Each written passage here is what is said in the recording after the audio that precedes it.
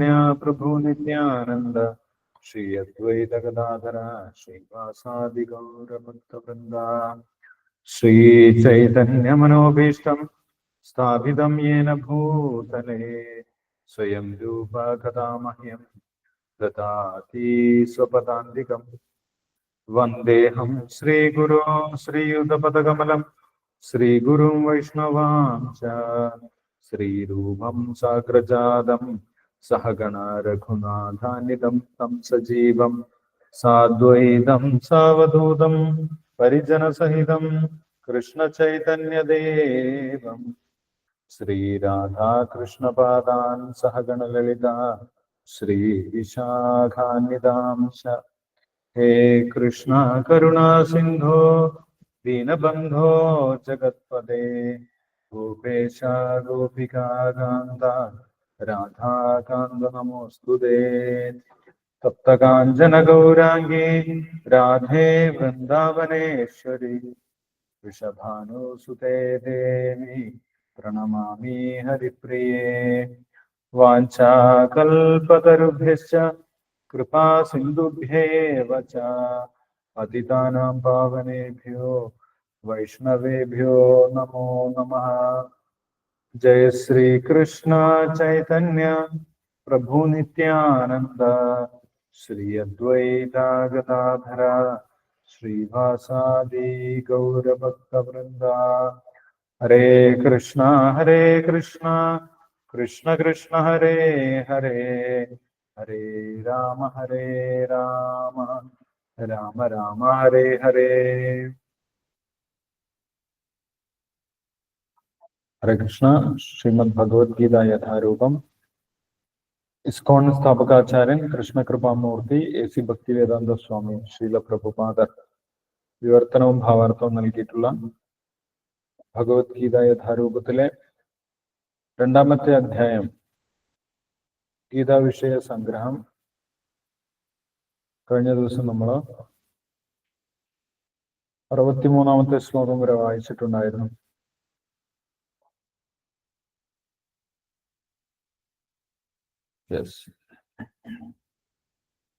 ഒരു ജീവൻ എങ്ങനെയാണ് വിഷയങ്ങളെ ധ്യാനിക്കുന്നതിലൂടെ അവന്റെ മനസ്സിനെ അധപ്പതിപ്പിക്കുന്നത്, അതിൻ്റെ ക്രമമായിട്ടുള്ള ഘട്ടങ്ങളെ കുറിച്ചൊക്കെ ഭഗവാൻ പറഞ്ഞിട്ടുണ്ടായിരുന്നു. ധ്യായതോ വിഷയാൻ പുംസ സംഗസ്തേഷു ഉപജായതേ സംഘാത് സഞ്ജായതേ കാമ കാമാത് ക്രോധോ വിജായതേ ക്രോധാത് ഭവതി സമ്മോഹഃ സമ്മോഹാത് സ്മൃതിവിഭ്രമ സ്മൃതിഭ്രംശാത് ബുദ്ധിനാശോ ബുദ്ധിനാശാത് പ്രണശ്യതി. അപ്പോൾ ഒരു ജീവൻ ഭഗവാന്റെ സേവനം മറന്ന് എന്ത് സേവനമാണ് താൻ ഭഗവാന് ചെയ്തിരുന്നത് എന്നുള്ള കാര്യം പൂർണ്ണമായിട്ടും മറന്ന് വിഷയങ്ങളുടെ ചിന്തയിലേക്ക്, ഇന്ദ്രിയങ്ങളുടെ ആഗ്രഹങ്ങളിലേക്ക് വീണു പോകുന്ന അവസ്ഥ, അതിനെയാണ് പ്രണശ്യതി എന്ന് ഭഗവാൻ പറയുന്നത്. ഭഗവാനെ കുറിച്ച് മറന്നിട്ടുള്ള ജീവിതമാണ് പ്രണശ്യതി എന്ന് പറഞ്ഞിട്ടുള്ളത്.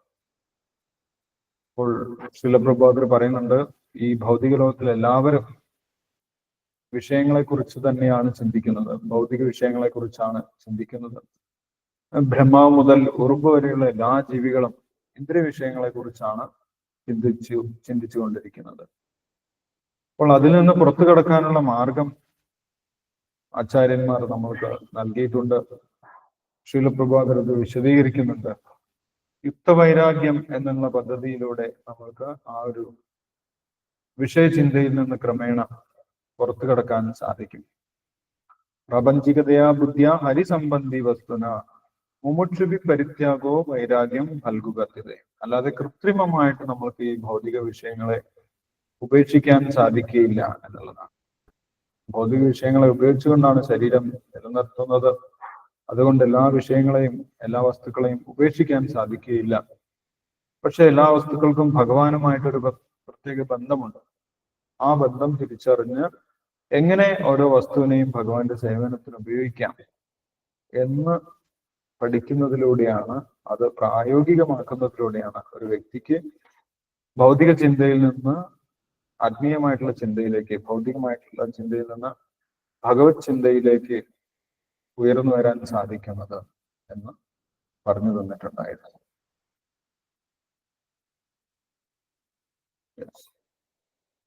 അങ്ങനെ ഭൗതികമായിട്ടുള്ള ചിന്തയിൽ നിന്നും വിഷയചിന്തയിൽ നിന്നും ഉയരുന്നതിലൂടെ മാത്രമേ ഒരു വ്യക്തിക്ക് യഥാർത്ഥമായിട്ടുള്ള സന്തോഷം, യഥാർത്ഥമായിട്ടുള്ള ആനന്ദം അനുഭവിക്കാൻ സാധിക്കുകയുള്ളൂ എന്ന് അടുത്ത ശ്ലോകത്തിൽ ഭഗവാൻ പറയുന്നുണ്ട്. 64-ാമത്തെ ശ്ലോകത്തിൽ രാഗദ്വേഷ വിമുക്തൈസ്തു വിഷയാൻ ഇന്ദ്രിയൈശ്വരൻ ആത്മവശ്യേ വിധേയാത്മാ പ്രസാദം അധിഗച്ഛതി.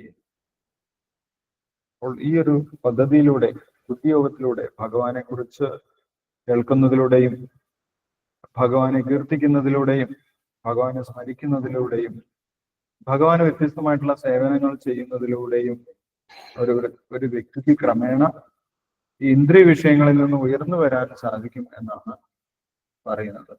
അപ്പോൾ നമുക്ക് ആ ഒരു ശ്ലോകം വായിച്ചു നോക്കാം. 64-ാമത്തെ ശ്ലോകം.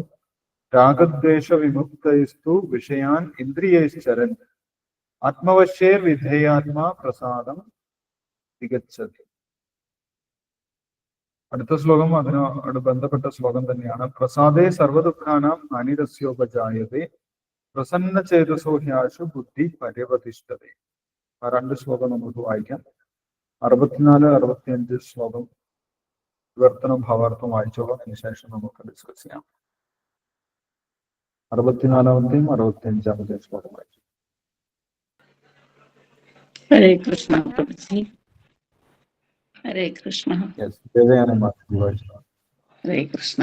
ഓം നമോ ഭഗവതേ വാസുദേവായ. ഓം നമോ ഭഗവതേ വാസുദേവായ. ഓം നമോ ഭഗവതേ വാസുദേവായ.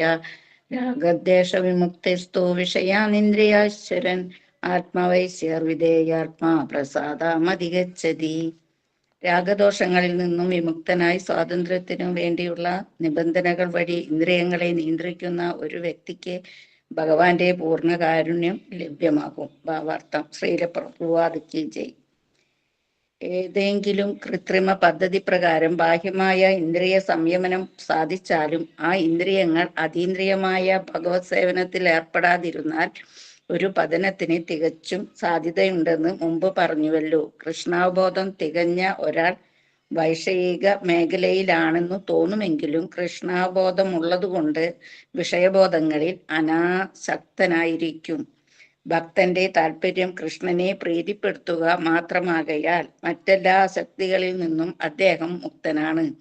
കൃഷ്ണനെ അഭിമതമെങ്കിൽ സാധാരണ നിലയിൽ താൻ ചെയ്യാൻ പാടില്ലാത്തതെന്തും അദ്ദേഹം ചെയ്തേക്കും. കൃഷ്ണന് ഇഷ്ടമില്ലെങ്കിൽ സ്വന്തം ഹിതമനുസരിച്ച് ചെയ്യാനിടയുള്ളത് വേണ്ടെന്നു വെക്കും. തൻ്റെ പ്രവൃത്തികളെല്ലാം കൃഷ്ണന്റെ നിർദ്ദേശമനുസരിച്ച് മാത്രമായതുകൊണ്ട് ഭക്തന് അവയ്ക്കുമേൽ നിയന്ത്രണമുണ്ട്. വൈഷയിക മേഖലയിൽ അശക്തനാണെങ്കിൽ പോലും ഭക്തനെ കൈവരുന്ന അഹേതുകമായ ഒരു ഭഗവത് പ്രസാദമാണ് കൃഷ്ണാവബോധം. ശ്ലോകം 65. പ്രസാദേ സർവദുഃഖാനാം ഹാനിരസ്യോപജായതേ പ്രസന്ന ചേതസോ ഹ്യാസു ബുദ്ധി പരിവദിഷ്ഠതേ. കൃഷ്ണാബോധത്തിൽ ഇപ്രകാരം തൃപ്തനായ ഒരാൾക്ക് ഭൗതികതയിലെ ത്രിവിധ ക്ലേശങ്ങൾ ഉണ്ടാകുന്നില്ല. സംതൃപ്തമായ ഈ അവബോധത്തിൽ അയാൾ താമസം വിന സ്ഥിരപ്രതിഷ്ഠ നേടുന്നു. ഹരേ കൃഷ്ണ കൃഷ്ണ കൃഷ്ണ ഹരേ ഹരേ, ഹരേ രാമ രാമ രാമ ഹരേ ഹരേ. ഹരേ കൃഷ്ണ പ്രഭുജി. ഹരേ കൃഷ്ണ. ഹരേ കൃഷ്ണ. താങ്ക് യു ദേവേനി മാതാജി. ഹരേ കൃഷ്ണ. അപ്പോൾ 64-ാമത്തെ ശ്ലോകത്തിൽ ഭഗവാൻ വിഷയങ്ങളിൽ ചരിക്കുന്ന ഒരു വ്യക്തിയെ കുറിച്ച് പറയുന്നു. വിഷയാൻ ഇന്ദ്രിയേശ്വരൻ. സാധാരണഗതിയിൽ എല്ലാവരും ഇന്ദ്രിയ വിഷയങ്ങളെ കുറിച്ച് തന്നെയാണ് ചിന്തിച്ചു കൊണ്ടിരിക്കുന്നത്. ആ ചിന്തയിൽ രണ്ട് തരത്തിലുള്ള പ്രതികരണങ്ങളാണ് മനസ്സിലുണ്ടാകുന്നത്. രാഗവും ദ്വേഷവും. രാഗദ്വേഷം ഇതാണ് വിഷയങ്ങളിൽ ധരിക്കുമ്പോഴുണ്ടാകുന്ന രണ്ട് പ്രതികരണങ്ങൾ. അപ്പോൾ ഒരു വിഷയത്തിനെ ആസ്വദിക്കണം. മനസ്സിന് ഏതെങ്കിലും ഒരു കാര്യത്തിൽ ഇഷ്ടം തോന്നി, താല്പര്യം തോന്നി, അതിനാണ് രാഗം എന്ന് പറയുന്നത്. ഏതെങ്കിലും ഒരു വിഷയം അനുഭവിക്കണം എന്നുള്ള ഒരു താല്പര്യം, അതിനാണ് രാഗം എന്ന് പറയുന്നത്. അപ്പോൾ അത് മനസ്സിന്റെ ഒരു ഇഷ്ടമാണ്. ഒന്നുകിൽ ഇന്ദ്രിയങ്ങളുടെ ഇഷ്ടമായിരിക്കും, ആ ഇന്ദ്രിയങ്ങളുടെ താല്പര്യത്തിനനുസരിച്ച് മനസ്സും പ്രവർത്തിക്കുകയാണ് ചെയ്യുന്നത്. അപ്പോൾ രാഗമുണ്ടാകുന്നു, ഏതെങ്കിലും ഒരു വിഷയത്തിനോട് രാഗമുണ്ടാകും, എന്തെങ്കിലും ഒന്ന് അനുഭവിക്കണം എന്ന് താല്പര്യം ഉണ്ടാകും, അല്ലെ? ഒരു പുതിയ കാറ്, അല്ലെങ്കിൽ ഒരു പുതിയ വീട്, അല്ലെങ്കിൽ ഒരു പുതിയ വസ്തു, ഏതെങ്കിലും ഒരു വസ്തു, അതിനോടൊരു രാഗം, അത് ഇഷ്ടപ്പെട്ടപ്പോൾ പിന്നെ എന്താവണം? അതെനിക്ക് ആസ്വദിക്കാം, അതിനുവേണ്ടി പ്രവർത്തിക്കാൻ തുടങ്ങും. അത് കിട്ടിയിട്ടില്ലെങ്കിൽ ദുഃഖമാകും, അത് കിട്ടുന്നത് വരെ ദുഃഖമായിരിക്കും. കിട്ടിയാൽ ചിലപ്പോൾ അതുകൊണ്ട് തൃപ്തി വരുന്നില്ല. ഇനി കിട്ടിയതിന് ശേഷം നഷ്ടപ്പെട്ടാൽ നിരാശയായിരിക്കും, ദുഃഖമായിരിക്കും. എങ്ങനെ പോയി കഴിഞ്ഞാലും അവസാനം ദുഃഖം തന്നെയാണ് ഫലം എന്ന് നമുക്ക് കാണാൻ സാധിക്കും. കിട്ടുന്നത് വരെ അത് കിട്ടിയിട്ടില്ലല്ലോ എന്നുള്ള ഒരു നിരാശ, ദുഃഖമുണ്ടാകും. കിട്ടിക്കഴിഞ്ഞാൽ ഞാൻ ഇതായിരുന്നില്ല ഉദ്ദേശിച്ചത്, അല്ലേ, ഇതെനിക്ക് പൂർണ്ണമായിട്ടും ഒരു തൃപ്തി നൽകുന്നില്ല എന്നുള്ള ഒരു ചിന്തയുണ്ടാകും, അസംതൃപ്തി ഉണ്ടാകും. കിട്ടിയാലും അസംതൃപ്തി ഉണ്ടാകും. കുറച്ചു കഴിഞ്ഞാൽ അത് നഷ്ടപ്പെട്ടാൽ എനിക്കത് നഷ്ടപ്പെട്ടു പോയി, അല്ലേ, അങ്ങനെയുള്ള ഒരു ചിന്തയുണ്ടാകും. അപ്പോൾ വിഷയങ്ങളെ കുറിച്ച് ചിന്തിക്കുന്നതും വിഷയങ്ങൾ ഒരു വ്യക്തിക്ക് നൽകുന്നതും ആത്യന്തികമായിട്ട് ദുഃഖം തന്നെയാണ് എന്ന് നമുക്ക് മനസ്സിലാക്കാൻ സാധിക്കും. അപ്പോൾ അതാണ് രാഗത്തിന്റെ മാർഗം. രാഗം, ഒരു വസ്തുവിനെ ആസ്വദിക്കണം, അത് കിട്ടുന്നത് വരെ കിട്ടാത്തതിന്റെ ദുഃഖം, കിട്ടിക്കഴിഞ്ഞാലും അതിൽ തൃപ്തിയാകാത്ത അവസ്ഥ, അത് നഷ്ടപ്പെട്ടാൽ അത് നഷ്ടപ്പെട്ടു പോയി എന്നുള്ള ദുഃഖം, അതാണ് രാഗത്തിന്റെ മാർഗം. രാഗം, ദ്വേഷം, ചിലപ്പോൾ ഒരു വസ്തുവിനോട് മനസ്സിന് അല്ലെങ്കിൽ ഇന്ദ്രിയങ്ങൾക്ക് ദ്വേഷമാണ് ഉണ്ടാവുന്നത്. ദ്വേഷം എന്ന് പറഞ്ഞു കഴിഞ്ഞാൽ അത് ഇഷ്ടമായില്ല, അതിന്റെ സാന്നിധ്യം എനിക്ക് അസ്വസ്ഥത ഉണ്ടാക്കുന്നു. അതൊരു ചിലപ്പോൾ ഒരു വ്യക്തിയായിരിക്കാം, അല്ലെങ്കിൽ ഏതെങ്കിലും ഒരു വസ്തുവായിരിക്കാം. അപ്പോൾ ദ്വേഷമുണ്ടാകുമ്പോൾ എന്ത് ചിന്തിക്കും? അതിനെ എങ്ങനെയെങ്കിലും ഒഴിവാക്കണം, ആ വസ്തുവിനെ എങ്ങനെയെങ്കിലും ഒഴിവാക്കണം, അല്ലെങ്കിൽ ആ വ്യക്തിയെ എങ്ങനെയെങ്കിലും ഒഴിവാക്കണം. അതിനുവേണ്ടി പ്രവർത്തിക്കാൻ തുടങ്ങും. രാഗവും ദ്വേഷവുമാണ് വിഷയങ്ങളിൽ ചരിക്കുന്ന ഒരു വ്യക്തിയുടെ പ്രവർത്തനം മുഴുവൻ ഒന്നുകിൽ രാഗത്തിനെ അടിസ്ഥാനമാക്കിയായിരിക്കും, അല്ലെങ്കിൽ ദ്വേഷത്തിനെ അടിസ്ഥാനമാക്കിയായിരിക്കും എന്ന് നമുക്ക് കാണാൻ സാധിക്കും. രണ്ടുകൊണ്ടും തൃപ്തി ഒരിക്കലും ഒരു വ്യക്തിക്ക് ഉണ്ടാവില്ല. രാഗത്തിൽ സഞ്ചരിച്ചാലും ദ്വേഷത്തിൽ സഞ്ചരിച്ചാലും തൃപ്തി ഉണ്ടാവില്ല എന്ന് നമുക്ക് കാണാൻ സാധിക്കും. കിട്ടുന്നത് വരെ സുഖമുണ്ടാവില്ല, കിട്ടിക്കഴിഞ്ഞാലും തൃപ്തി ഉണ്ടാവില്ല, നഷ്ടപ്പെട്ടാൽ ദുഃഖവും ഉണ്ടാകും. ദ്വേഷമാണെങ്കിലും അതിന്റെ സാന്നിധ്യത്തിൽ അസ്വസ്ഥത ഉണ്ടാകും, അതെങ്ങനെയെങ്കിലും ഒഴിവാക്കണം എന്ന് തോന്നും. അതൊരു വ്യക്തിയെ ഒഴിവാക്കണം, ചിലപ്പോൾ ഒരു വ്യക്തിയെ നശിപ്പിക്കണം എന്ന് തോന്നും, അല്ലെങ്കിൽ ആ വിഷയത്തിനെ ഇല്ലാതാക്കണം. മറ്റൊരു വ്യക്തി കാരണമാണ് എനിക്ക് ഈ ബുദ്ധിമുട്ടൊക്കെ ഉണ്ടാവുന്നത്, എങ്ങനെയുള്ള തോന്നലുകളൊക്കെ ഉണ്ടാകും, വെറുപ്പുണ്ടാകും, അസ്വസ്ഥതകൾ ഉണ്ടാകും. അപ്പോൾ വിഷയങ്ങളിൽ സഞ്ചരിക്കുന്ന സമയത്ത് ഇത് രണ്ട് മാത്രമാണ് യഥാർത്ഥത്തിൽ അനുഭവിക്കുന്നത്. ഒന്നുകിൽ രാഗമായിരിക്കും, അല്ലെങ്കിൽ ദ്വേഷമായിരിക്കും. ഒരു വസ്തു കിട്ടിക്കഴിഞ്ഞാൽ എനിക്ക് വലിയ സന്തോഷമാകും എന്ന് തോന്നി അതിനു വേണ്ടി പ്രവർത്തിക്കും. ഒരു വസ്തു ഇല്ലാതായി കഴിഞ്ഞാൽ എനിക്ക് സന്തോഷമാകും, അല്ലെങ്കിൽ ഒരു വ്യക്തി ഇല്ലാതായി കഴിഞ്ഞാൽ എനിക്ക് വലിയ സന്തോഷമാകും. ഇതാണ് ദ്വേഷത്തിന്റെ മാർഗം. ഭൗതിക വിഷയങ്ങളിൽ സഞ്ചരിക്കും തോറും ഇതിൽ തന്നെയാണ് ഒരു വ്യക്തി സഞ്ചരിക്കുന്നത്. ഇന്നൊരു കാര്യം കിട്ടിക്കഴിഞ്ഞാൽ എനിക്ക് സന്തോഷമാകുമെന്ന് വിചാരിച്ച് അതിനുവേണ്ടി പ്രവർത്തിക്കും. ഇന്നൊരു കാര്യം ഒഴിവായി കഴിഞ്ഞാൽ എനിക്ക് സന്തോഷമാകുമെന്ന് വിചാരിച്ച് അതിനുവേണ്ടി പ്രവർത്തിക്കും. വിഷയങ്ങളിൽ സഞ്ചരിക്കുന്നത് ഇത്ര മാത്രമേ ഉള്ളൂ. ഒന്നുകിൽ രാഗമായിരിക്കും, അല്ലെങ്കിൽ ദ്വേഷമായിരിക്കും. പക്ഷെ ഈ ബുദ്ധിയോഗത്തിന്റെ സഹായത്തോടു കൂടി ഒരു വ്യക്തിക്ക് അതിൽ നിന്ന് ഉയരാൻ സാധിക്കും. ആ ഒരു കാര്യമാണ് ഇവിടെ ഭഗവാൻ പറയുന്നത്. രാഗദ്വേഷ വിമുക്തൈസ്തു വിഷയാൻ ഇന്ദ്രിയൈശ്ചരൻ. ഇന്ദ്രിയങ്ങളിൽ മാത്രം ചരിക്കുന്ന ആ മനസ്സ് ഉയർന്നു കഴിഞ്ഞാൽ, സ്വാതന്ത്ര്യത്തിന് വേണ്ടിയുള്ള നിയമങ്ങൾ അനുസരിച്ചാൽ എന്നിവിടെ ശീലപ്രഭാതർ പറയുന്നുണ്ട്. അത് യമനിയമങ്ങളും ഭഗവാന്റെ സേവനവുമാണ്, ബുദ്ധിയോഗവുമാണ്. അതിൽ പ്രവർത്തിക്കുന്നതിലൂടെ മനസ്സ് ഈ വിഷയങ്ങളിൽ നിന്ന് ഉയർന്നു വരും. അതിൽ നിന്ന് വേർപെട്ട് ഉയർന്ന് സഞ്ചരിക്കാൻ തുടങ്ങും, ഉയർന്ന ബോധത്തിലേക്ക് വരും. അതിനെയാണ് രാഗദ്വേഷ വിമുക്തൈസ്തു എന്ന് പറയും. വിമുക്തമായി, രാഗത്തിൽ നിന്നും ദേശത്തിൽ നിന്നും വിമുക്തമായി. കാരണം എന്താണ്? അത് രണ്ടുമല്ല എനിക്ക് സന്തോഷം നൽകുന്നത്. ഏതെങ്കിലും ഒരു വസ്തുവിന്റെ സാന്നിധ്യമോ അസാന്നിധ്യമോ അല്ല എനിക്ക് സന്തോഷം നൽകുന്നത്.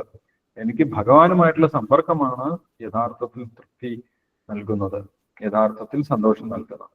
അതുകൊണ്ട് എനിക്ക് ആ വിഷയത്തിന്റെ ആവശ്യമില്ല എന്ന് മനസ്സിന് യഥാർത്ഥത്തിൽ ഉയരാൻ സാധിക്കും. ആത്മവശ്യേർ വിധേയാത്മാ പ്രസാദം അധിഗച്ഛതി. അങ്ങനെ ആ പരമാത്മാവിന്റെ വിധേയാത്മാവായിട്ട് പരമാത്മാവിന്റെ സംതൃപ്തിക്ക് വേണ്ടി പ്രവർത്തിക്കുന്ന ജീവാത്മാവിന്, അതാണ് ആത്മവശ്യ വിധേയാത്മാ എന്ന് പറയും. പരമാത്മാവിന്റെ നിർദ്ദേശം അനുസരിച്ചിട്ടുള്ള പ്രവൃത്തികൾ, അതിനാണ് ബുദ്ധിയോഗം എന്ന് പറയുന്നത്. പരമാത്മാവിന്റെ നിർദ്ദേശം അനുസരിച്ചുള്ള പ്രവൃത്തിയാണ് ബുദ്ധിയോഗം എന്ന് പറയുന്നത്. അതുവരെ ആരുടെ നിർദ്ദേശം അനുസരിച്ചിട്ടുള്ള പ്രവൃത്തിയാണ് ചെയ്യുന്നത്? ഒന്നുകിൽ ഇന്ദ്രിയങ്ങളുടെ അല്ലെങ്കിൽ മനസ്സിന്റെ നിർദ്ദേശം അനുസരിച്ചിട്ടാണ് പ്രവർത്തിക്കുന്നത്. പക്ഷേ മനസ്സിനെയും ഇന്ദ്രിയങ്ങളെയും നിയന്ത്രിച്ച് പരമാത്മാവിന്റെ നിർദ്ദേശം അനുസരിച്ച് പ്രവർത്തിക്കാൻ തുടങ്ങിക്കഴിഞ്ഞാൽ ആ ജീവാത്മാവിനെയാണ് ഇവിടെ ആത്മവശ്യേർ വിധേയാത്മാ എന്ന് പറഞ്ഞിട്ടുള്ളത്. പരമാത്മാവിന് വിധേയമായിട്ടുള്ള, പരമാത്മാവിനെ സേവിക്കുന്ന ജീവാത്മാവ്. ആ ജീവാത്മാവിന് എന്ത് ലഭിക്കുമെന്നാണ് പറയുന്നത്? ആത്മവശ്യേർ വിധേയാത്മാ പ്രസാദം അധികച്ച്. ആ വ്യക്തിക്ക് ഭഗവാന്റെ കാരുണ്യം ലഭിക്കും, ഭഗവാന്റെ അനുഗ്രഹം ലഭിക്കും. ആ ഭഗവാന്റെ കാരുണ്യത്താൽ ആനന്ദം, സന്തോഷം ലഭിക്കും എന്നാണ് പറയുന്നത്. അപ്പോൾ ഇതാണ് യഥാർത്ഥത്തിൽ സന്തോഷത്തിലൂടെ, സമാധാനത്തിലൂടെ സഞ്ചരിക്കാനുള്ള മാർഗം ആയിട്ട് ഭഗവാൻ പറയുന്നത്. വിഷയങ്ങളിലൂടെ എത്ര സഞ്ചരിച്ചു കഴിഞ്ഞാലും ഒന്നുകിൽ രാഗം അല്ലെങ്കിൽ ദ്വേഷം, അതിൽ രണ്ടിലും ദുഃഖം തന്നെയാണ് ജീവാത്മാവിനെ അനുഭവിക്കാൻ പോകുന്നത്. പക്ഷെ ഭഗവാന്റെ സേവനത്തിൽ പ്രവർത്തിക്കുന്നതിലൂടെ അതിന് സ്വാഭാവികമായിട്ടും ഇന്ദ്രിയ വിഷയങ്ങളിൽ നിയന്ത്രണം ഉണ്ടാകും. ഞാൻ ഭഗവാന്റെ തൃപ്തിക്ക് വേണ്ടിയാണ് പ്രവർത്തിക്കുന്നത് എന്നുള്ള ബോധമുണ്ടാകും. അങ്ങനെ പ്രവർത്തിക്കുന്നതിലൂടെ ആ വ്യക്തിക്ക് ഭഗവാന്റെ അനുഗ്രഹം ലഭിക്കുമെന്നാണ് പറയുന്നത്. ആത്മവശ്യേർ വിധേയാത്മാ പ്രസാദം അധികച്ഛതി എന്നാണ് പറയുന്നത്. ഭഗവാന്റെ കാരുണ്യം ലഭിക്കും. അപ്പോൾ ആർക്കാണ് ഭഗവാന്റെ കാരുണ്യം ലഭിക്കുന്നത് എന്നിവിടെ വളരെ വ്യക്തമാണ്. ഇന്ദ്രിയങ്ങളെ നിയന്ത്രിച്ച് ഭഗവാൻ പറയുന്നത് പോലെ ഭഗവാന്റെ സേവനത്തിൽ ഏർപ്പെടുന്ന വ്യക്തികൾക്ക് ഭഗവാന്റെ കാരുണ്യം ലഭിക്കുമെന്നാണ് പറയുന്നത്. ഭഗവാന്റെ കാരുണ്യം ലഭിക്കുന്നതിന് ഒരു പ്രധാനപ്പെട്ട കാര്യം ഇന്ദ്രിയ നിയന്ത്രണമാണ്. ഇന്ദ്രിയങ്ങളെ നിയന്ത്രിക്കുന്ന വ്യക്തികളോട് ഭഗവാന് വളരെയധികം കാരുണ്യം ഉണ്ടാകും. ഇന്ദ്രിയ നിയന്ത്രണം ഒന്നും ചെയ്യാതെ ഞാൻ ഭക്തനാണ് എന്ന് പറഞ്ഞ് നമ്മൾ കുറി തൊട്ട് നടന്നത് കൊണ്ട് മാത്രം, അല്ലെങ്കിൽ അമ്പലത്തിൽ പോയത് കൊണ്ട് മാത്രം നമ്മൾക്ക് ഭഗവാന്റെ കാരുണ്യം ലഭിക്കുന്നില്ല. ഇന്ദ്രിയ നിയന്ത്രണം ചെയ്യുന്ന വ്യക്തികൾക്ക് ഭഗവാന്റെ പ്രത്യേക കാരുണ്യം ഉണ്ടാകും എന്നാണ് ഇവിടെ ഭഗവാൻ തന്നെ പറയുന്നത്. ആത്മവശ്യേർ വിധേയാത്മാ പ്രസാദം അധികച്ഛതി. ഭഗവാന്റെ കാരുണ്യം, ഭഗവാന്റെ അനുഗ്രഹം ഉണ്ടാകും എന്ന് പറയും. ആ അനുഗ്രഹം കൊണ്ട് എന്താണ് സംഭവിക്കുന്നത് എന്നാണ് അടുത്ത ശ്ലോകത്തിൽ ഭഗവാൻ പറയുന്നത്. ഭഗവാന്റെ അനുഗ്രഹം കൊണ്ട് എന്താണ് നേട്ടം എന്നാണ് 65ാമത്തെ ശ്ലോകത്തിൽ പറയുന്നത്.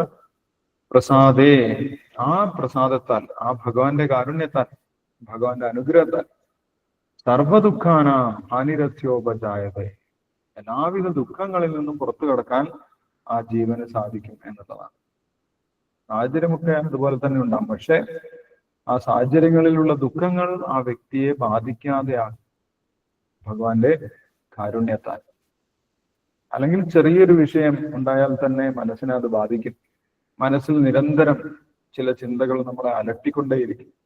അതിനെ ഇല്ലാതാക്കാൻ നമ്മൾക്ക് സാധിക്കുന്നില്ല.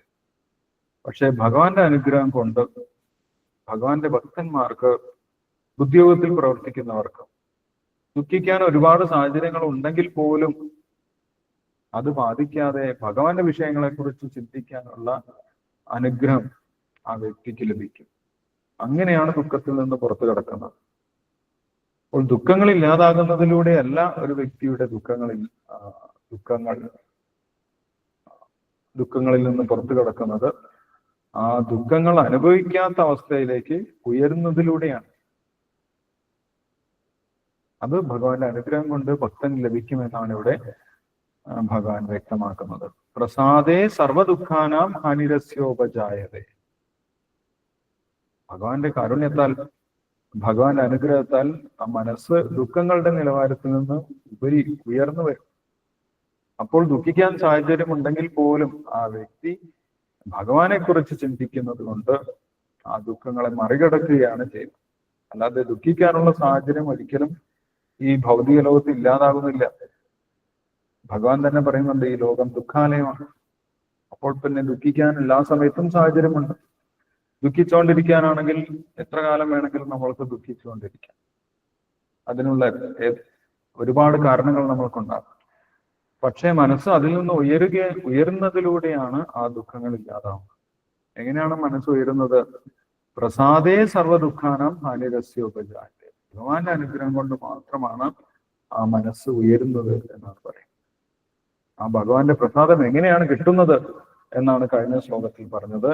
ഒരു വ്യക്തി ഇന്ദ്രിയ നിയന്ത്രണം ചെയ്യുന്നതിലൂടെ, ബുദ്ധിയോഗത്തിൽ പ്രവർത്തിച്ച് ഇന്ദ്രിയ നിയന്ത്രണം ചെയ്യുന്നതിലൂടെ, നിരന്തരം ഭഗവാന്റെ സേവനത്തിൽ ഏർപ്പെടുന്നതിലൂടെ, നിരന്തരം ഭഗവാനെ കുറിച്ച് കേൾക്കുകയും നിരന്തരം ഭഗവാനെ കുറിച്ച് സംസാരിക്കുകയും നിരന്തരം ഭഗവാനെ കുറിച്ച് ചിന്തിക്കുകയും നിരന്തരം ഭഗവാന്റെ വ്യത്യസ്തമായിട്ടുള്ള സേവനങ്ങളിൽ ഏർപ്പെടുകയും ചെയ്യുന്നതിലൂടെ ഒരു വ്യക്തിയുടെ ഇന്ദ്രിയങ്ങൾ സ്വാഭാവികമായിട്ടും നിയന്ത്രിക്കപ്പെടും.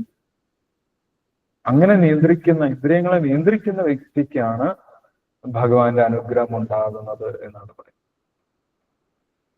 ഇത് നേരത്തെ തന്നെ ശിലപ്രഭാതത്തിൽ പറയുന്നുണ്ട്, ഒരു വ്യക്തി ഭക്തനാകണമെങ്കിലും, ഒരു വ്യക്തി യോഗിയാകണമെങ്കിലും, ഒരു വ്യക്തി ആത്മജ്ഞാനി ആകണമെങ്കിലും തീർച്ചയായിട്ടും ഇന്ദ്രിയ നിയന്ത്രണം അത്യാവശ്യമാണ്. ഇന്ദ്രിയ നിയന്ത്രണം ഇല്ലാതെ ഒരു വ്യക്തിക്ക് യഥാർത്ഥത്തിൽ ഭക്തിയിൽ പ്രവർത്തിക്കാനോ, യഥാർത്ഥത്തിൽ യോഗിയാകാനോ, യഥാർത്ഥത്തിൽ ജ്ഞാനിയാകാനോ ഒന്നും സാധിക്കില്ല. വേണമെങ്കിൽ നമ്മൾക്ക് അങ്ങനെയാണ് എന്ന് കാണിക്കാൻ സാധിക്കും മറ്റുള്ളവർക്ക്.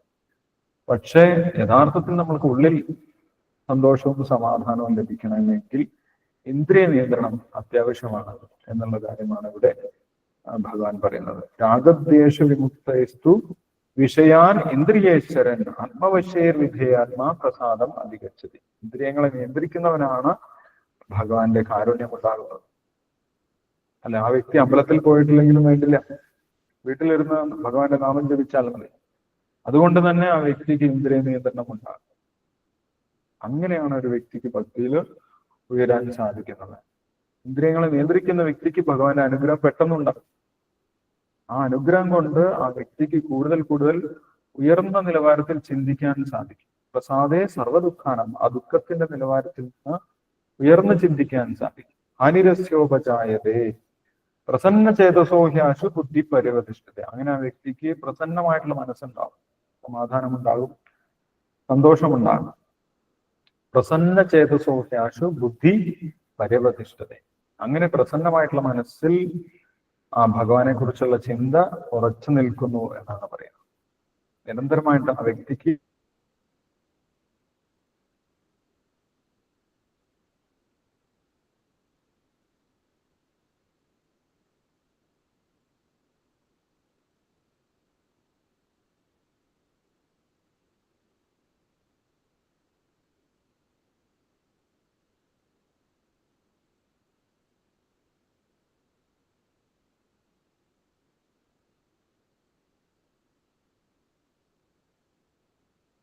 കേൾക്കുന്നില്ല കേൾക്കുന്നില്ല സ്വാമി ബാബുജി.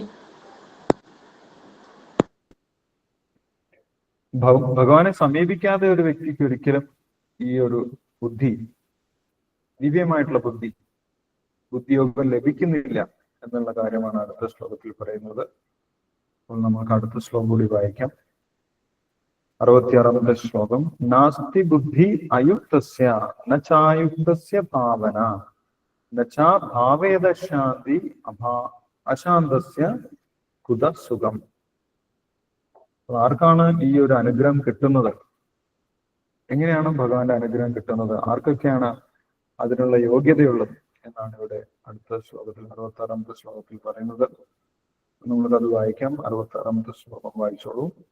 അതിനുശേഷം നമുക്ക് ഡിസ്കസ് ചെയ്യാം.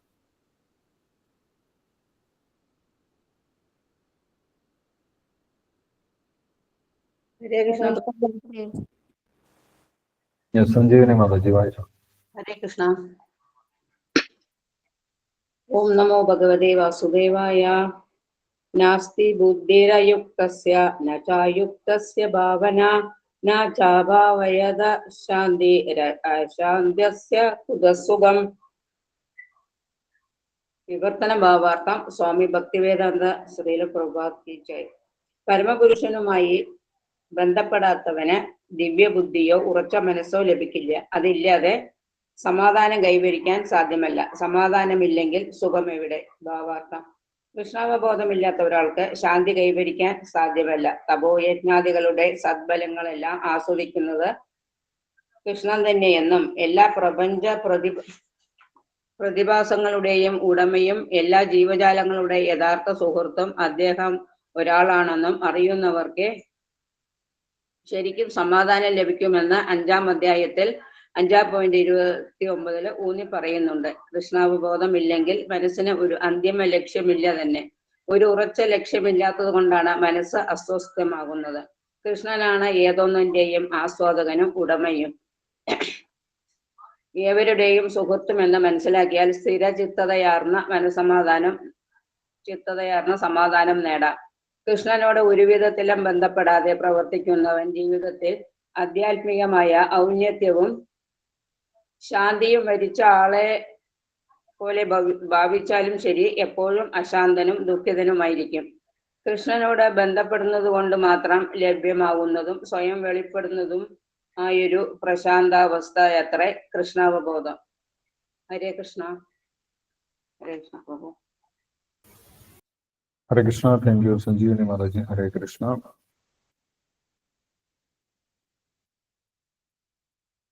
അപ്പോൾ യഥാർത്ഥ സമാധാനം എവിടെ നിന്നാണ് കിട്ടുന്നത് എന്ന് ഭഗവാൻ പറയുന്നത്.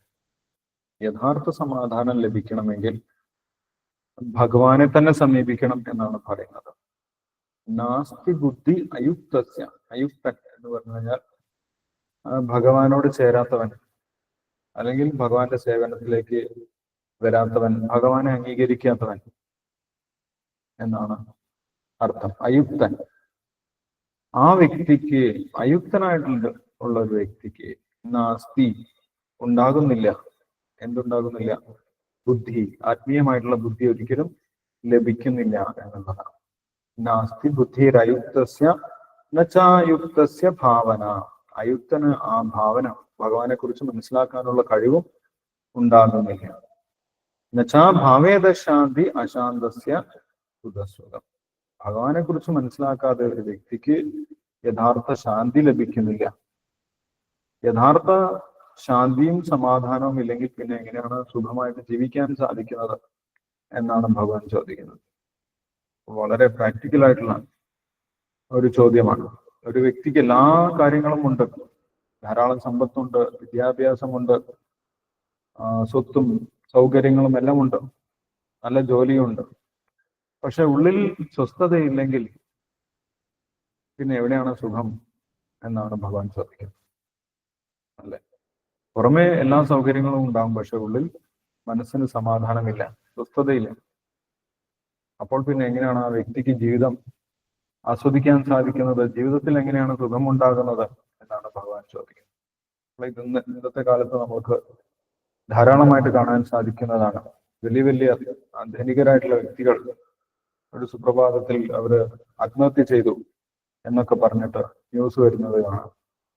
അപ്പൊ പുറമെ കാണുമ്പോൾ നമ്മൾക്ക് തോന്നും അവർക്കെല്ലാം ഉണ്ട്, അവർ വലിയ സുഖമായിട്ട് ജീവിക്കുന്നു എന്ന് നമ്മൾക്ക് തോന്നും.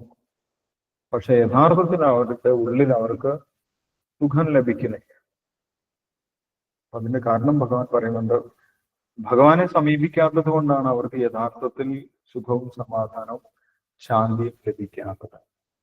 ഒരുപാട് കാര്യങ്ങൾ നമ്മൾ ചെയ്തു നോക്കും, സന്തോഷം ലഭിക്കാൻ വേണ്ടി, സുഖം ലഭിക്കാൻ വേണ്ടി, ശാന്തി ലഭിക്കുന്നതിന് വേണ്ടി ഒരുപാട് കാര്യങ്ങൾ നമ്മൾ ചെയ്തു നോക്കും. പക്ഷെ അതിലൊന്നും യഥാർത്ഥ സമാധാനം ലഭിക്കുന്നില്ല എന്നാണ് പറയുന്നത്. എവിടെ മാത്രമാണ് യഥാർത്ഥ സമാധാനം ലഭിക്കുന്നത്? ഭഗവാനെ കുറിച്ചുള്ള ബോധത്തിൽ മാത്രമാണ് യഥാർത്ഥ സമാധാനം ലഭിക്കുന്നത്. യഥാർത്ഥ ശാന്തി ലഭിക്കണമെങ്കിൽ ഭഗവാനെ കുറിച്ച് 3 കാര്യങ്ങൾ അറിഞ്ഞിരിക്കണം. ആ ഒരു ശ്ലോകം ശ്രീല പ്രഭുപാദർ ഇവിടെ എടുത്തു പറയുന്നത്. അഞ്ചാമത്തെ അധ്യായത്തിൽ അവസാനത്തെ ശ്ലോകം 29-ാമത്തെ ശ്ലോകം. ഭഗവാനെ കുറിച്ച് 3 കാര്യങ്ങൾ പൂർണ്ണമായിട്ടും അംഗീകരിക്കുന്ന ഒരു വ്യക്തിക്ക് വളരെ എളുപ്പത്തിൽ സമാധാനം ലഭിക്കും എന്നാണ് പറയുന്നത്. ഭോക്താരം യജ്ഞതപസാം സർവലോക മഹേശ്വരം സുഹൃതം സർവഭൂതാനാം ആത്മാമാം ശാന്തി മൃച്ഛതി. ഇതാണ് ശാന്തി സൂത്രം. ഭഗവത്ഗീതയിലുള്ള ശാന്തി സൂത്രം ശ്രീല പ്രഭാകർ എപ്പോഴും എടുത്തു പറയുന്നതാണ്. ഭഗവാനെ കുറിച്ച് ഈ 3 കാര്യങ്ങളും അറിയുന്ന വ്യക്തിക്ക് വളരെ എളുപ്പത്തിൽ സമാധാനം ലഭിക്കും എന്നുള്ളതാണ്. അപ്പോൾ മാത്രമേ തന്റെ യഥാർത്ഥ സുഹൃത്ത് ആരാണെന്നും താൻ ആർക്കു വേണ്ടിയാണ് പ്രവർത്തിക്കേണ്ടതെന്നും ആരാണ് എല്ലാവരുടെയും യജമാനൻ എന്നും ഒരു വ്യക്തിക്ക് മനസ്സിലാകും. ഇത് 3 മനസ്സിലാക്കിയാലേ മനസ്സിന് ലക്ഷ്യബോധമുള്ളൂ. അല്ലെങ്കിൽ എന്തിനു വേണ്ടിയാണ് പ്രവർത്തിക്കുന്നത്, ആർക്കു വേണ്ടിയാണ് പ്രവർത്തിക്കുന്നത്, ആരാണ് എൻ്റെ യഥാർത്ഥ സുഹൃത്ത് എന്നൊന്നും മനസ്സിലാക്കാതെ പ്രവർത്തിക്കുന്ന ഒരു വ്യക്തിക്ക് ഒരിക്കലും സമാധാനം ലഭിക്കുന്നില്ല. കാരണം ആ വ്യക്തി മറ്റു പലർക്കും വേണ്ടി മറ്റു പലതും പ്രവർത്തിച്ചുകൊണ്ടിരിക്കും. പക്ഷേ യഥാർത്ഥ ലക്ഷ്യത്തിലേക്ക് ആ പ്രവർത്തനമൊന്നും എത്തുന്നില്ല. അതുകൊണ്ട് ആ വ്യക്തിക്ക് യഥാർത്ഥ സമാധാനം അനുഭവിക്കാനും സാധിക്കുകയില്ല. ഭഗവാനെ കുറിച്ച് ഈ 3 കാര്യങ്ങൾ അറിയണം എന്നാണ് അവിടെ പറയുന്നത് 5-ാമത്തെ അധ്യായത്തിൽ 29-ാമത്തെ ശ്ലോകത്തിൽ. ഇവിടെ ശ്രീല പ്രഭാകർ ഈ ഭാവാർത്ഥത്തിൽ തന്നെ പറയുന്നുണ്ട്. കൃഷ്ണൻ തന്നെയാണ് തപോയജ്ഞാദികളുടെ സത്ഫലമെല്ലാം ആസ്വദിക്കുന്നത്. അതാണ് ഭോക്താരം എന്ന് പറഞ്ഞിട്ടുള്ളത്. ഭോക്താരം, എല്ലാ യജ്ഞങ്ങളും എല്ലാ തപസ്സുകളും യഥാർത്ഥത്തിൽ ആരുടെ തൃപ്തിക്ക് വേണ്ടിയാണ് ചെയ്യേണ്ടത്? ഭഗവാന്റെ തൃപ്തിക്ക് വേണ്ടിയാണ് ചെയ്യേണ്ടത്. വാസുദേവ പരം തപ അല്ലെ, വാസുദേവ പരാവേദ, വാസുദേവ പരാക്രിയ, വാസുദേവ പരം ജ്ഞാനം, വാസുദേവ പരം തപ ഭാഗവതത്തില് പറയുന്നുണ്ട്. വാസുദേവ പരാമഖ, എല്ലാ യജ്ഞങ്ങളും, മഖ എന്ന് പറഞ്ഞു കഴിഞ്ഞാൽ യജ്ഞമാണ്. എല്ലാ യജ്ഞങ്ങളും ആരുടെ തൃപ്തിക്ക് വേണ്ടിയാണ് ചെയ്യേണ്ടത്? ഭഗവാൻ വാസുദേവന്റെ തൃപ്തിക്ക് വേണ്ടിയാണ് ചെയ്യേണ്ടത്. തത്സിദ്ധിർ ഹരിതോഷണം, ഹരിയുടെ തൃപ്തിക്ക് വേണ്ടിയാണ് എല്ലാ പ്രവർത്തനങ്ങളും ചെയ്യേണ്ടത്. മറ്റാരെയും നമ്മൾക്ക് തൃപ്തിപ്പെടുത്താൻ സാധിക്കില്ല. പക്ഷെ ഭഗവാനെ നമ്മൾക്ക് വളരെ ലളിതമായിട്ടുള്ള പ്രവർത്തനങ്ങൾ കൊണ്ട് തൃപ്തിപ്പെടുത്താൻ സാധിക്കും. അങ്ങനെ ഭഗവാൻ തൃപ്തനായി കഴിഞ്ഞാൽ ആ ഭഗവാനെ തൃപ്തനാക്കിയ ജീവാത്മാവിനും തൃപ്തനാകാൻ സാധിക്കും. അതാണ് കഴിഞ്ഞ ശ്ലോകത്തിൽ പറഞ്ഞത്. ആ വ്യക്തിക്ക്, ആ ജീവാത്മാവിന് ഭഗവാന്റെ പ്രസാദം ലഭിക്കും. ഭഗവാനെ തൃപ്തനാക്കുന്ന ജീവാത്മാവിന് ഭഗവാന്റെ പ്രസാദം ലഭിക്കും, ഭഗവാന്റെ അനുഗ്രഹം ലഭിക്കും. ആ അനുഗ്രഹത്താൽ പ്രസാദേ സർവ്വദുഃഖാനാം ഹാനിരസ്യോപജായത, ഭഗവാന്റെ അനുഗ്രഹം കൊണ്ടാണ് എല്ലാവിധ ദുഃഖങ്ങളിൽ നിന്നും ഒരു വ്യക്തിക്ക് പുറത്തു കടക്കാൻ സാധിക്കുന്നത്. കാരണം ഭഗവാൻ അതിന് സാധിക്കും. ഭക്തന്മാർക്കറിയാം ഭഗവാൻ അതിന് സാധിക്കും എന്നുള്ള കാര്യം. ഭഗവാൻ തന്നെ അത് പറയുന്നുണ്ട്. മച്ചിത്ത സർവദുർഗാണി മത് പ്രസാദാ തരിഷ്യസി. ഏതൊരു അവസ്ഥയിലാണെങ്കിലും ഭഗവാനെ നിരന്തരം ചിന്തിക്കുകയാണെങ്കിൽ ആ വ്യക്തിക്ക് എല്ലാവിധ ദുഃഖങ്ങളിൽ നിന്നും, സർവദുർഗാണി എന്നാണ് പറയുന്നത്. ഈ പ്രപഞ്ചത്തിൽ എന്തെല്ലാം തരം ദുർഗങ്ങൾ, ദുർഘടങ്ങൾ, കെട്ടുപാടുകൾ, ദുരിതങ്ങൾ, ദുഃഖങ്ങൾ ഉണ്ടാകുമെന്ന് ഭഗവാൻ അറിയാം. ആ ഭഗവാനാണ് പറയുന്നത് സർവദുർഗാണി, എല്ലാവിധ ദുർഗങ്ങളിൽ നിന്നും, എല്ലാവിധ ദുഃഖങ്ങളിൽ നിന്നും ഒരു വ്യക്തിക്ക് പുറത്തു കിടക്കാം. എങ്ങനെയാണെങ്കിൽ മച്ചിത്ത സർവദുർഗാണി, ഭഗവാനെ നിരന്തരം സ്മരിക്കുകയാണെങ്കിൽ ദുഃഖങ്ങളിൽ നിന്ന് ഒരു വ്യക്തിക്ക് പുറത്തു കിടക്കാൻ സാധിക്കും എന്നാണ് പറയുന്നത്. അതിന് പ്രധാനമായിട്ടും ഭഗവാനെ കുറിച്ച് 3 കാര്യങ്ങൾ അറിഞ്ഞിരിക്കണം എന്നാണ് ഈ ശ്ലോകത്തിൽ 5-ാമത്തെ അധ്യായത്തിലെ 29-ാമത്തെ ശ്ലോകത്തിൽ ശ്രീല പ്രഭാകർ എടുത്തു പറയുന്നത്. അതാണ് ഭോക്താരം യജ്ഞതപസാം. ഒരു ഭഗവാനാണ് എല്ലാ യജ്ഞങ്ങളുടെയും തപസ്സുകളുടെയും ഭോക്താവ്. ഭഗവാന്റെ തൃപ്തിക്ക് വേണ്ടിയാണ് ഞാൻ പ്രവർത്തിക്കേണ്ടത്. ഭഗവാൻ തൃപ്തനായാലേ എനിക്ക് സന്തോഷം ലഭിക്കുകയുള്ളൂ. മറ്റ് എല്ലാവരെയും തൃപ്തരാക്കിയാലും നമ്മൾക്ക് ഒരിക്കലും സന്തോഷം ലഭിക്കുകയില്ല എന്നുള്ള കാര്യം നമ്മൾ അറിഞ്ഞിരിക്കണം. ഭോക്താരം യജ്ഞതപസാം സർവലോക മഹേശ്വരം, എല്ലാ ലോകങ്ങളുടെയും ഉടമസ്ഥൻ യഥാർത്ഥത്തിൽ ആര് തന്നെയാണ്? ഭഗവാൻ തന്നെയാണ്. അതുകൊണ്ട് ഏത് ലോകത്തിൽ പോയാലും ഒരു ഭക്തന് പേടിക്കേണ്ട ആവശ്യമില്ല. എല്ലാ ലോകത്തിന്റെയും യഥാർത്ഥ ഉടമസ്ഥൻ ഭഗവാൻ തന്നെയാണ്. സർവലോക മഹേശ്വരം, എല്ലാ ലോകത്തിന്റെയും, എല്ലാ രാജ്യത്തിന്റെയും, എല്ലാ പ്രദേശത്തിന്റെയും ഉടമസ്ഥൻ ആര് തന്നെയാണ്? ഭഗവാൻ തന്നെയാണ്. സർവലോക മഹേശ്വരം, സുഹൃതം സർവഭൂതാനാം. യഥാർത്ഥത്തിൽ ഭഗവാൻ ആരാണ്? നമ്മുടെ യഥാർത്ഥ സുഹൃത്താണ്. നമ്മൾ ഉയരണം എന്ന് ആഗ്രഹിക്കുന്ന യഥാർത്ഥ വ്യക്തി ഭഗവാനാണ്. ഭഗവാൻ ആരോടും അസൂയയില്ല. മറ്റുള്ളവർക്ക് ചിലപ്പോൾ നമ്മൾ ഉയരുന്ന സമയത്ത് അസൂയുണ്ടാകും. പക്ഷെ ഭഗവാനാണ് യഥാർത്ഥത്തിൽ നമ്മൾ ഉയർന്നു വരണം എന്ന് ആഗ്രഹിക്കുന്നത്. അതുകൊണ്ടാണ് ഭഗവാൻ ഉപദേശിക്കുന്നത് ഉദ്ധരേത് ആത്മനാത്മാനം, എല്ലാവരും ഉയരണം എന്നാണ് ഭഗവാൻ പറയുന്നത്. കാരണം ഭഗവാനാണ് യഥാർത്ഥ സുഹൃത്ത്. ഭഗവാൻ നമ്മളെ ഉയരാൻ വേണ്ടി പല വിധത്തിലും സഹായിക്കുകയും ചെയ്യും. അത് നമ്മൾക്ക് ഭഗവാനുമായിട്ട് ബന്ധപ്പെടുന്ന സമയത്ത് മനസ്സിലാക്കാൻ സാധിക്കും. യഥാർത്ഥത്തിൽ സുഹൃത്ത് ഭഗവാൻ മാത്രമാണ് എന്ന് മനസ്സിലാക്കാൻ സാധിക്കും. ഇത് മൂന്നും മനസ്സിലാക്കി കഴിഞ്ഞാൽ, ബോധ്യപ്പെട്ടു കഴിഞ്ഞാൽ, ആ വ്യക്തിക്ക് യഥാർത്ഥ സമാധാനം ഉണ്ടാകും. കാരണം എൻ്റെ എല്ലാ പ്രവൃത്തികളും ഭഗവാൻ അറിയുന്നുണ്ട്. ഭഗവാന്റെ തൃപ്തിക്ക് വേണ്ടി പ്രവർത്തിച്ചു കഴിഞ്ഞാൽ ഭഗവാൻ അത്രയും അനുഗ്രഹം നൽകുന്നുണ്ട് എന്ന് ആ വ്യക്തിക്ക് ബോധ്യപ്പെടും. പിന്നെ മറ്റുള്ളവരെ ബോധ്യപ്പെടുത്തേണ്ട ആവശ്യമില്ല. ആ വ്യക്തിക്ക് മറ്റുള്ള ആർക്കും ബോധ്യപ്പെട്ടില്ലെങ്കിൽ പോലും ആ വ്യക്തിക്ക് ഭഗവാനെ ബോധ്യപ്പെടുത്തുന്നതിലൂടെ തൃപ്തനായിട്ട് സന്തോഷമായിട്ട് ഇരിക്കാൻ സാധിക്കും. അതാണ് യഥാർത്ഥ ശാന്തിയുടെ, സമാധാനത്തിന്റെ അടിസ്ഥാനം എന്ന് പറയുന്നത്. അപ്പോൾ ഭഗവാനെ അറിയുന്നതിലൂടെയും ഭഗവാന്റെ അനുഗ്രഹത്തിലൂടെയും മാത്രമേ ഒരു വ്യക്തിക്ക് യഥാർത്ഥ സന്തോഷം, ശാന്തി അനുഭവിക്കാൻ സാധിക്കുകയുള്ളൂ. അല്ലാത്തവർക്ക് അത് ഒരിക്കലും ലഭിക്കുന്നില്ല എന്നാണ് ഭഗവാൻ പറയുന്നത്. ഭഗവാനെ സമീപിക്കാതെ ഒരു വ്യക്തിക്ക് യഥാർത്ഥ ശാന്തിയും സമാധാനവും ലഭിക്കുന്നില്ല എന്നാണ് 66ാമത്തെ ശ്ലോകത്തിൽ, നമ്മളിപ്പോ വായിച്ച ശ്ലോകത്തിൽ പറയുന്നത്. നാസ്തി ബുദ്ധിരയുക്തസ്യ നചായുക്തസ്യ ഭാവന നചാ ഭാവേദ ശാന്തി അശാന്തസ്യ കുതസ്സന. ആ സമാധാനമില്ലെങ്കിൽ പിന്നെ എങ്ങനെയാണ് ജീവിതത്തിൽ സുഖം അനുഭവിക്കാൻ സാധിക്കുന്നത് എന്ന് പ്രാക്ടിക്കലായിട്ടുള്ള ഒരു ചോദ്യം ഭഗവാൻ ചോദിക്കുകയാണ്.